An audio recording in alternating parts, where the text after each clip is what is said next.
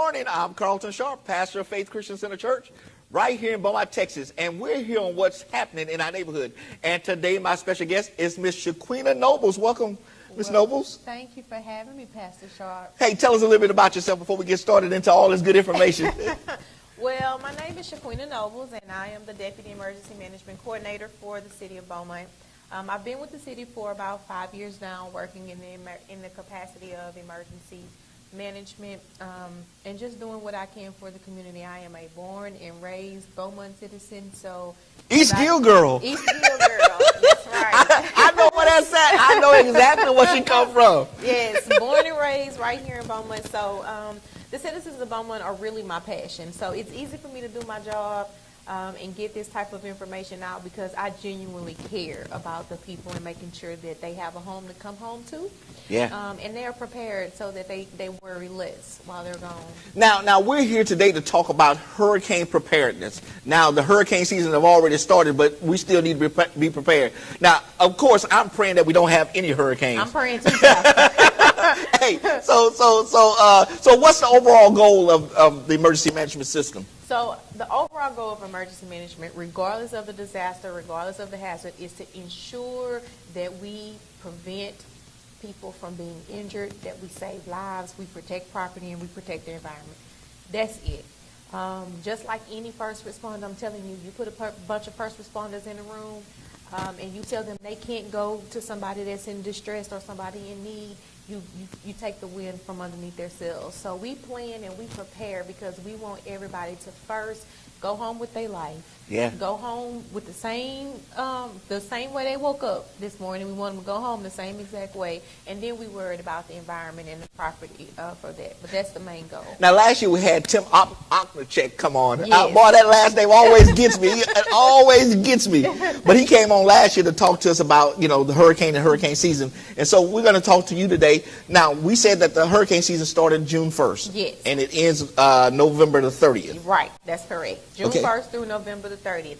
That is the hurricane season. However, in our region, in our area, as we'll get to, is September, October, really beginning of August, mid-August, because if Hurricane Harvey hit us at the end of August, August, September, that is our peak time for hurricane season where we are often impacted, where we get hit a lot of times. And so even though, we're dead in the thick of it, we are actually at the peak right now for our people. So even though you don't start preparing June 1st like we encourage you to do, you still got time. As long as nothing in the Gulf, you got time. Yeah, because Rita happened in September 2005, Humberto 2007 in September, Eduardo 2008 in August, Gustav 2008 in September, Ike in September, Harvey in August. So August and September. We're right in the thick of it. We're right in the thick of it, Pastor. Wow. We are right in the thick of it. So now is the time, really, now is the time for you to take action in your preparedness level. There's nothing that's out in the Gulf that's threatening our area right now, so it's not too late. Yeah. You can still be prepared and get your family together and get your plans together, where you're going to go, what you're going to do. So what are some of the characteristics and hazards of a hurricane that we need to be knowledgeable of? Okay, so hurricanes, they are really made up of three primary characteristics. One, they rotate in a counterclockwise fashion. Okay, the second thing is that they form that eye wall, that center of circulation. And a hurricane is nothing more than a well-organized, well-developed tropical storm. A tropical storm is a hurricane in the making. Wow. A tropical depression is a tropical storm in the making. Yeah. So hurricanes are really related to those tropical systems that are out in the Gulf. It is a tropical system. And because of that counterclockwise manner and because it forms that eye wall, we start looking at what's called the quadrant. If you were staring right down on a hurricane from 1,000 feet in the air and you split it into 4 quadrants, that upper right quadrant is what we call the dirty side of the storm. And the reason being is because that's where the energy generates. That's like the start of the hurricane. That's where you have more tornadoes that spin out. Wow. That's where a lot of the destruction comes in. So we're looking at where we are in relation to that right quadrant of the storm. You often hear it referred to as the dirty side. So when we're looking at the map and it says, well, the right portion of it is gonna to the east of us. Yeah, that's the whip. Yes. Yes, the hurricane is bringing the whip, and because of that, we have we look for those hazards associated with each of those characteristics, because with hurricanes you generally have inland flooding, you have severe winds, you have storm surge, which basically is water that is coming from the ocean, from that large body of water, and dumping it right on land. That's what, when you hear the National Weather Service or Greg Boswick, as everybody likes to listen to. You know, Greg's been here forever. Yes. When you start hearing them talking about the storm surge of a storm, that's basically what they're saying, how much water that storm is bringing in. And because we as humans are, we're wind creatures. We're not water creatures. We can run from the wind. I mean, we can hide from the wind, but we have to run from the water. Yeah. Okay, I can't drink all that water, right? You're from East. Look, you from East Gill. I know you can drink some water, because that's what. So, but those are the hazards, that we're looking at, and because of the characteristics of the storm and their right portion of the storm, those are some of the most dangerous hazards that are associated with that, and that oftentimes drives the response and what the preparedness level is, or the direction you're getting from your emergency officials. Now Harvey was something different last year, because it didn't have much movement, and it just sat on top of us for a long period of time and just, brought water from everywhere. Yes. So I'll give you a little tidbit about Harvey there. Harvey hit Rockport, Texas, as a Category 4 hurricane. And it kind of went to that right direction, following that right quadrant. Yeah. That's where the energy is generated, right? And what happened was, by the time it made it on land, it actually broke up into, basically a tropical storm. And this is the relation between a tropical storm and a hurricane, because everybody's like, Hurricane Harvey. Well, Harvey was forecasted for us to be a rain event. And they kept saying, oh, you're going to get about 20 inches of rain over a 5-day period. That averages out to 4 inches. If it spits outside, Pastor, we're going to get 4 inches of rain. So we're used to dealing with that much rain. The city can handle that much rain. So you expect some localized flooding, but that's, what we're going to get. However, with Harvey kind of, the forecast changed that it was going to meander, which means it was going to stay there. And I said, I always cracked the joke. I was like, Harvey must be a man, because it didn't ask for directions up out of here. It got lost and it didn't ask for directions. Okay, hold on. See, now that ain't right. That ain't right, Shaqueena. That ain't right. You're going to joke about Harvey being a man. You know y'all don't like to ask for directions. Well, now we got GPS system now. We got GPS. We don't need directions. We got GPS. Well, Harvey didn't have no GPS to get up out of here. And so what it did was it kind of dipped back into the Gulf, and it regenerated. It energized again. Right, and it still impacted us as a tropical storm, but it was a water maker. It was a water storm. And I remember the Thursday night before we got the heaviest of rains, because we had been looking at the impacts that it was having on our Houstonian neighbors. And so we were looking at the impacts that it had on them as well.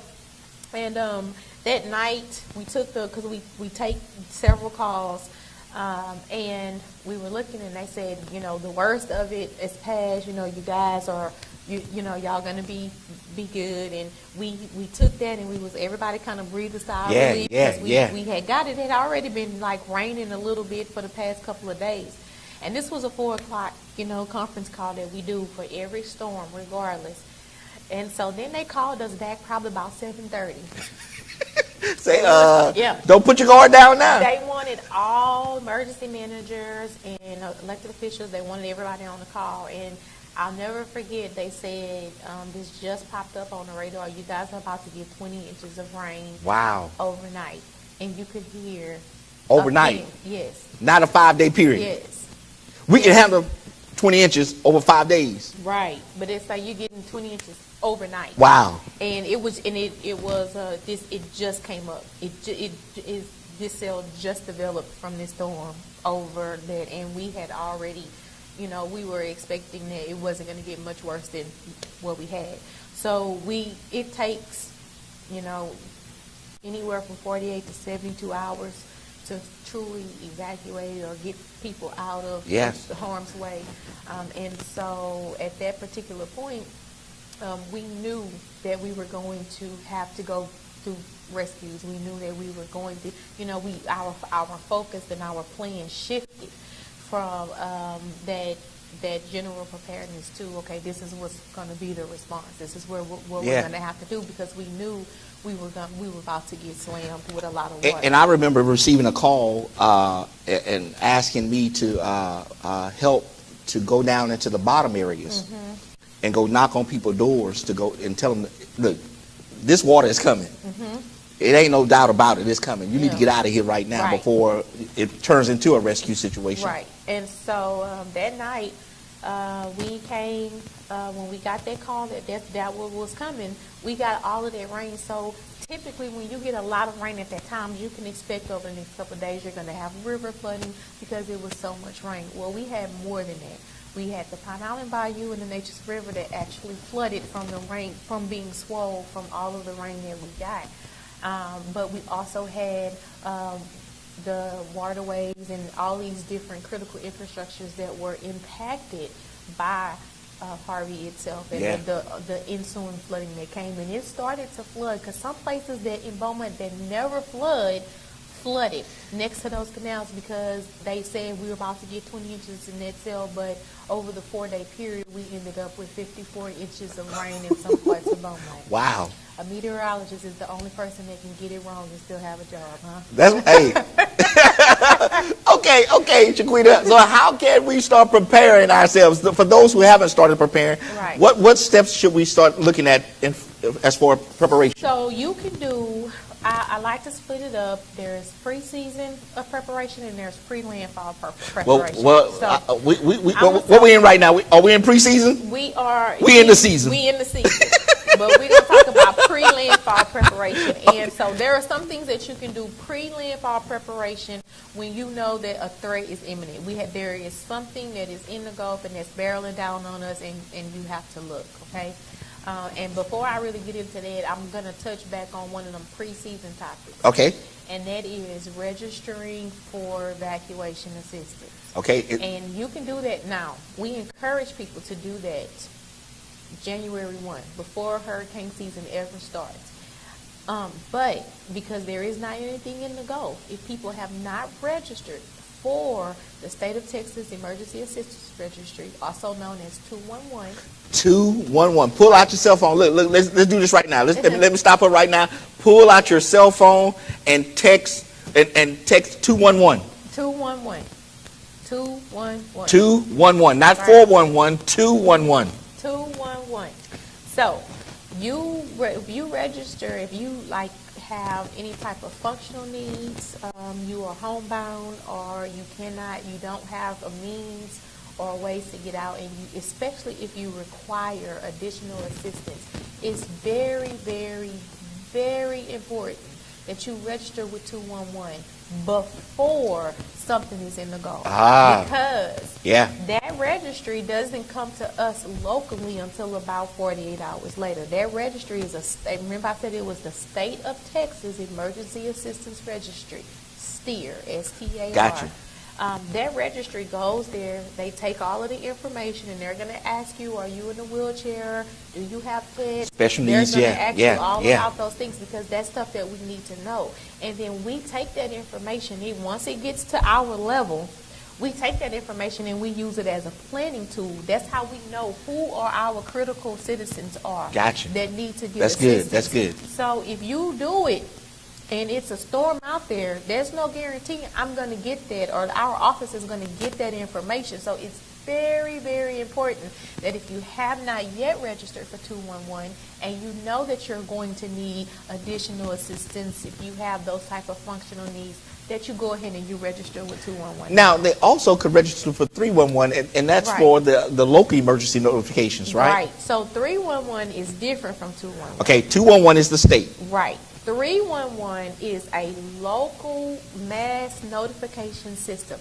That is what the city uses to, when people register their cell phones or their businesses, even their landlines, they can register their number. They receive local emergency alerts. Those alerts come from our office. They come from, you'll hear my voice, you'll hear Captain Okencheck's voice, you can hear Mayor Ames' voice, and it is telling you of a pending emergency that's going on in your area. Right. And we use that number for if there's a hazardous material spill. We use that number, whatever it is that's affecting you. This is not the Amber Alerts. This is not something that's going to immediately buzz through your phone. This is something that you have to opt in for. Gotcha. So you can call 311. That's the easiest way to do it. You can go to www.dstand, S-T-A-N, www.dstand, D as in dog, stand. No, stand, T-H-E, stand. dstand. Okay. .com. You can register for it there, or you can go to our website and register your cell phones, and that's to receive local alerts. As a matter of fact, I think we're going to put that on the bottom of the screen in just a moment. www. There it is, right there. Right. You can text or call 311. Okay. And that's to get local alerts, or you can register online at www.thestand, T-H-E-S-T-A-N-D .com. You can register there, and you will get local alerts to your cell phone, and that is coming from the local Office of Emergency Management. So if you live or work in Beaumont, and once you do that, you're done. You only register for 311 one time. Okay. When you register for 211, that's an annual thing. Gotcha. You Okay. register for 211 because it's the stand. T-H-E. T-H-E stand. Yes. You register for 211 annually just because people move, they relocate, so we have to regather those numbers every year. Now tell us about the preparation for our home. I mean, there's some things that we ought to be aware of when it comes down to our home. So for your home preparation, so we have an impending storm that's out in the Gulf, and you want to prepare your homes. You know, everybody's going to be out getting up the boards and boarding up those homes. Those are all great things to do. However, you want to be aware of electrical and generator safety. Electrical safety is you can assume or almost guarantee that there is a possibility you're going to lose power. So you want to go ahead and hit the main breaker of your home, because as power is restored and things come up, we have fires, we have electrical surges. That's good. So those are things that you can do to your home, and as you're leaving or you're preparing for the store, hit that master breaker switch. Go ahead and shut that power down to your home so you don't get a storm surge. That can potentially damage your property. And I also like to speak on generators because so many people can be dependent on generators. Everybody thinks, oh, I'll be okay, I'll just go get me a generator. And they have all kind of generators. They have whole home generators. They're portable generators. But I always tell people that's not a sustainable amount of energy, because one, fuel for those generators can be limited. Whether it's natural gas or it's diesel or it's gasoline, it can be limited, especially if it's diesel or it's gasoline, because if you get a gas station that was underwater, you're going to have water in there, you're going to mess up your system. People are going to be pulling. It's going to be a lot of people gassing up, getting gas to go. So that's going to be a hot commodity, and you may not be able to continuously refuel that. Or if you use a natural gas generator, what if something happens in your neighborhood and your natural gas line is broke or something, so you won't have that? So I try to get people to be mindful of that, and the generator should not be a part of your primary plan. Okay, it's a luxury. Okay, it should not be a part of your primary plan. Shaqueena, now I'm telling you, hey, there are people watching like, I got 2 generators. Right, there's some people are telling you that, but when you have that, when you have those generators and you have to ventilate those generators, or you have things coming in, there's a certain level of danger there. And I'm not saying don't use your generator. I'm saying just don't make it a primary piece of your plan. Your plan should not center, your personal plan should not center around a generator. And then another thing you can do to protect your home, and not just your home, but your neighbor's homes, and that is prevent from backyard missiles. You know what a backyard missile is? No, you tell me what a backyard. I got an assumption what it is. There's something flying in the air that's about to hit you. That's right. Backyard missiles are those trampolines, rigs, those barbecue pits, Yeah. those lawn Oh, that's furnitures. good. That's good. And so what I tell people down is bolt it down or bring it in. If you can't bolt it down, you need to bring Oh, it that's in. good. And because, like I said, not only does it protect your property, but it protects your neighbor's property as well. Because things get to flying. I remember for Hurricane Ike, for my house, we had somebody's trampoline in our yard. I didn't know where that trampoline came from. What you say? I got a new trampoline today.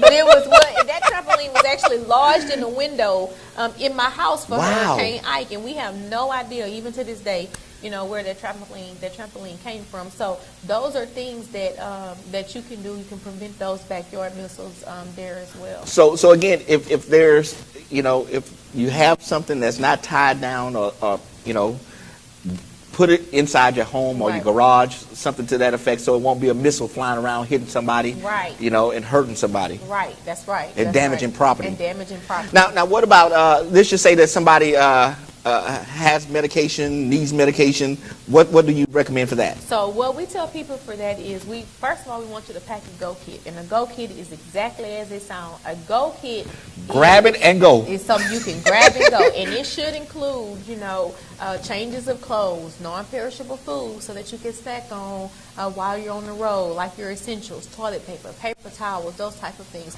But you should also include your medication. And you want to include at least 2 weeks worth of medication. Because if there is a storm that impacts a community that long, you can expect for the community to be down, the pharmacies to be down for at least 2 weeks. So you want to do at least get you 2 weeks worth of medication packed with you and ready to go. And communicate with your pharmacist, whether you use a private pharmacy or even a commercial pharmacy.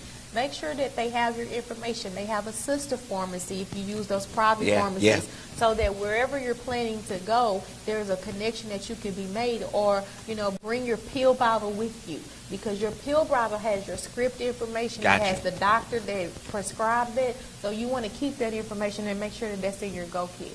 And then you want to include in your Go Kit any essential documents, whether it's your marriage license, your driver's license, your social security card, passport, your insurance.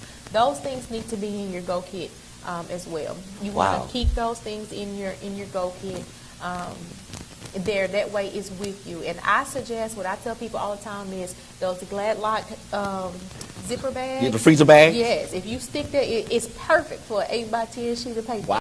So if you stick that in there and you put that in there, you close that up, you will be able to protect it from getting wet, protect it from the elements. Those are good tips that you can do to make sure that you have those types of things. Now, Shaqueena, you remember back in 2005 when Rita hit? Mm-hmm. I mean, and we were all trying to get out of here. Yes. But then that was a problem because a lot of folks ran out of gas. Right. So what we have done, the state has implemented what's called a fuel surge plan. So all the gas stations that are along the evacuation routes, when you're traveling down 69 or I-10 and you look in the shoulder, you see those hurricane symbols, that means that highway or that road is an evacuation route. And so any gas stations that's along there, they top off their gas, those tanks, at June 1, and they keep them full throughout hurricane season. But you, as a citizen, what you can do to be prepared is to keep your gas tanks half full. Because one, is not as much of a pull on the resources that you have, so we're not running everything dry. Two, you can get, these days in these vehicles, you can get a lot further on a half a tank of gas than you can with no gas. And a lot of times you'll get far enough out to where then you can stop and then refill. Right. And you're out of the danger zone, or you're out of where you have a lot of people going. So those are some of the things that you can do. But we encourage you to keep your gas. If you keep it on the halfway mark, it's I always say a glass is half full, not half empty. That's how you have to think about it. You keep it on the halfway mark, and that way you already halfway there. So if something should pop off in the Gulf, and we're not sure which direction it's going to go, the people who are watching today need to make sure that, hey, listen, let me prepare and go ahead and keep my tank half full. Let's put some gas in there and at least get it to the halfway mark and keep it at the halfway mark there. Okay, what about Fido? the little pooch. You know, the little dog so and the little your fur babies. Yeah, my fur babies. That's your family. Look. And you said that right, because some people got these dogs and these little miniature dogs, and they are part of the family. They are their family. And what we tell you is make plans for every member of your family, including your fur babies, because your fur babies. Because we do not want those babies end up, and unfortunately, we have people who leave their animals at home. They leave them tied up. They cannot fend for themselves. And any animal, I don't care how domesticated it is, will revert back to its natural state once it goes a period of time without food, without water, something to drink.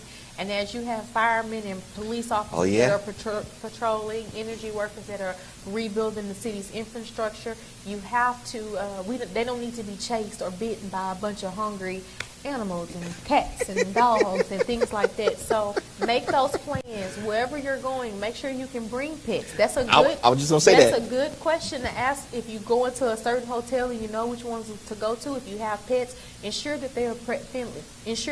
See if wherever you're going, if there's a boarding agency or if there is some type of a kennel service that can be provided. There, if you end up in a shelter, you want to ask the shelter, is there a place for animals?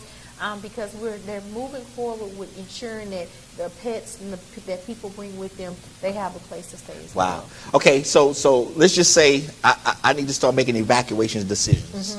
Some people wait until the last minute to decide to evacuate, but you don't recommend that. No, I do not recommend that. So when it comes to the decision to evacuate, there are things that we're doing to make the decision to call for a mandatory evacuation. And that one of those things is we are looking at the local National Weather Service that services our area. Our area is serviced by Lake Charles National Weather Service. So we're in constant communication with them. We're in constant communication with partners at the National Hurricane Center in Florida. And we have conference calls with those. Remember I was telling you those conference calls? Yep. The 4 o'clock call. Yeah, we do one at 10, one at 4, one at 10, one at 4. We do that. We take another call, one at 8, one at 12. And that's with the State Operations Center, the Texas Division of Emergency Management. So we're on call with those people all the time. And as the storm is approaching and conditions are changing, it's increasing in intensity, it's decreasing in intensity. We're asking what's the surge that's associated with it, what are the flooding impacts, because those are the things that we have to take into consideration when we advise the mayor or the county judge that an evacuation order may need to be given. Now explain to people what it means by mandatory evacuation, because some people think that it's a suggestion. No. So we offer mandatory evacuation and we offer voluntary evacuation. Okay? Voluntary, you can get out on your own. Yes, a voluntary evacuation, and this is something that I highly recommend. A voluntary evacuation is whenever we say we volunteer. If you want to leave, you can leave, you should leave. If we give a voluntary evacuation, there is a pretty good chance, a mandatory chance of coming right behind it. And the reason is because with a mandatory evacuation, one, we're going to start in daylight hours because we have to be able to see. We have to organize and get people who can't get out, who have no vehicles. So those are the things that we're working on once that voluntary evacuation has been given.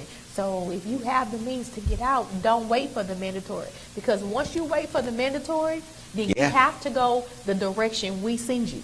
Wow. You can no longer take the back roads. You're going to run into the police officers. You're going to run into the state troopers that's going to direct you in one way. And that's good to know, because voluntary, you can go anywhere you want to go. Right. Just get out of the storm surge. Right. You can get out wherever you decide that you're going, you can go that way. You can move and you can get out and go that way. However, once a mandatory is leaving, you're going one direction. You're going one direction. Ooh. And then you have to go there. So we encourage people, don't wait for a mandatory evacuation, because just like we're reviewing those decisions and we're looking at that, you guys are looking at the news, you're looking at the local news, and the same information that they're putting out is the information with regards to the weather. It's the same information we're getting from the stores. We're getting it that we're all on the same calls. Right. Listening to what's the forecast, what's coming down. and what's going on. So when you can see and foresee and heed that, and you have the means to get out, go ahead and leave. I can't control your movement. If a voluntary is given, you can go and come freely as you please. But once that mandatory has been given, you have to evacuate the area. And then, you have to consider your family. You have to. And your extended family, because, yes, you got to get them out too. Yes. And so when you make that decision, and I always tell people, if you have a friend or a family member that you can help, take them with them, because you are going to love them. You are going to care for them a lot better than someone at a shelter will. And if we evacuate them, unfortunately, we have to place them in a shelter. And those shelter situations are not fun situations, and they are not comfortable there. But like I said at the beginning, our primary goal is to make sure that you have your life and you are not injured. So that's our primary goal, and our primary focus. We're trying to get you to safety. So if you are planning to evacuate, grab your friend, grab your neighbor, go ahead and evacuate with them and take them with them, because you'll be able to provide that better care that they may need. Because, we had the opportunity to serve at one of the shelters, and, it's not home accommodations. Right. They're just there to get you out of harm's way and provide, the basic necessities for you. Right. And so when you're talking about your family, especially those who are having a challenge or having a medical issue, you need to make sure that you get them out. That's right. Now, give me some generalities about hurricane evacuation. So what we do, some of the things that I want to bring forth is that functional needs aspect of it. There are several people in our community that are bedbound. They are just at home. They cannot get out because of whatever type of medical need. And those are the people who we encourage to call 211, register with 211, and to know, so that we can know that they're there and help those people get out. And that's what we're doing. We're going and we get those out. Those people are usually going to go to some type of medical shelter, especially if they have a caregiver. They have somebody that needs to help them meet those day-to-day needs. So we separate those. They come in, they're triaged, they're given they're looked at by our EMS officials and our firemen, EMTs. They're looked at by those individuals and go. Now, they can request to go to a general population shelter.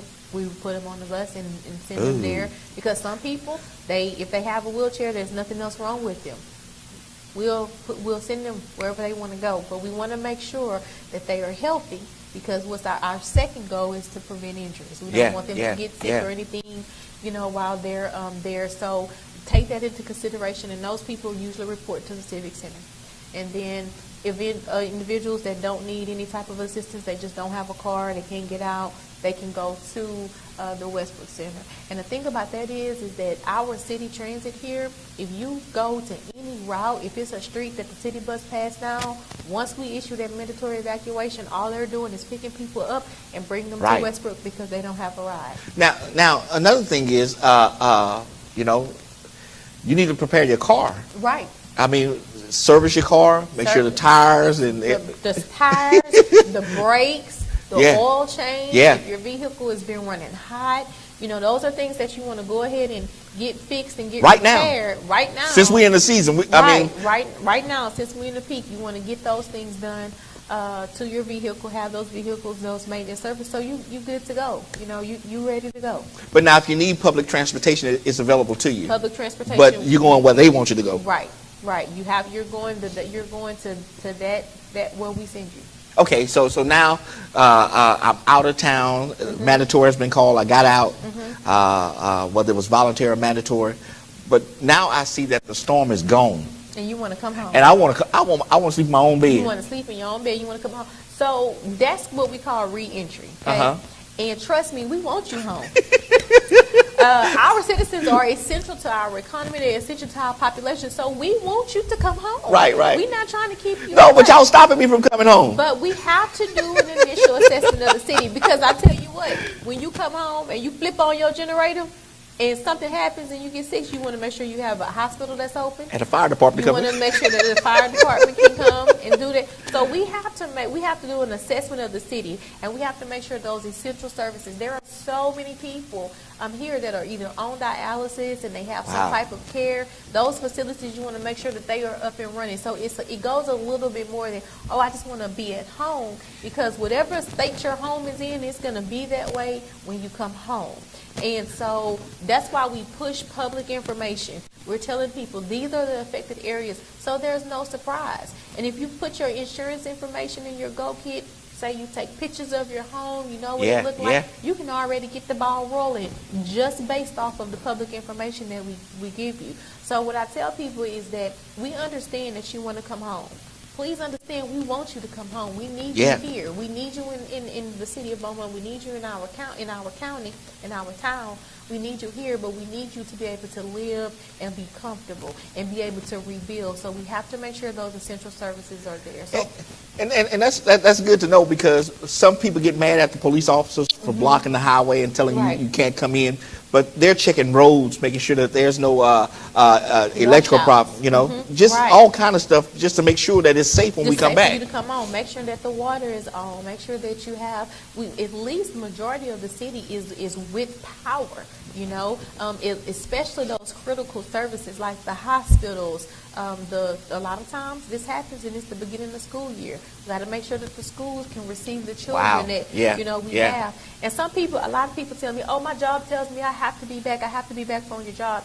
And what we tell them is that any business that is essential to the essential services that the city provides, if they provide those type of services, they are in communications with the Emergency Operations Center. And we review those on a case-by-case basis. And they give us a list of their employees that needs to come in. Once we say, yes, this business needs to be functioning operational, and they tell us these are our essential people that have to come back, we allow those people to come back. But we allow those employees, not the whole family that's coming with that person. It is that employee, because they are there to do a service, to do a job, and we're trying to make sure that we have that. Now, once the city gets the population and the essential services back up and running, everybody's coming home. And then we go back to your registration with 211 and 311, because now you hit us with a mass text saying it's okay to come home. Right.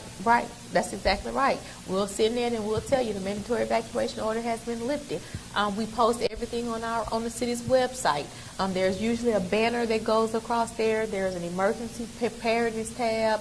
Public information is coming out of that, and you want to use vetted sources. You know, the city has a PD Facebook page. That's good. There is a PD Twitter page. They have a PD Fire page, and there's a main City of Beaumont page. And then all the local news organizations. Right. You know? And so you want to use vetted sources. A lot of times people will take something on Facebook and they'll twist it, or they'll make a rumor, or they'll start, and it's not. So if it's not coming directly from the city source, if it's not coming directly from the city website, directly from the city's Facebook page, or city entity's Facebook page, then it's not a vetted site. And what I encourage people to do is start following BPD page now. Start following the city's page now, because then you won't have to worry about, well, is this a real site or is this a fake account or something like that? Because unfortunately, even during disasters, people pry. They prey upon those communities that have been affected and the victims that we have there. So now you could go to, like you said, go to the Beaumont website, www.beaumonttexas.gov.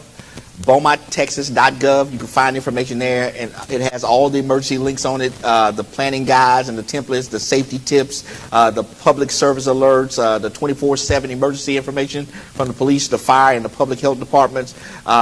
Register for 311 and 211. All of that's important as we're in this season. Even though a hurricane is not out in the Gulf right now, hey, listen, it could pop up at any time.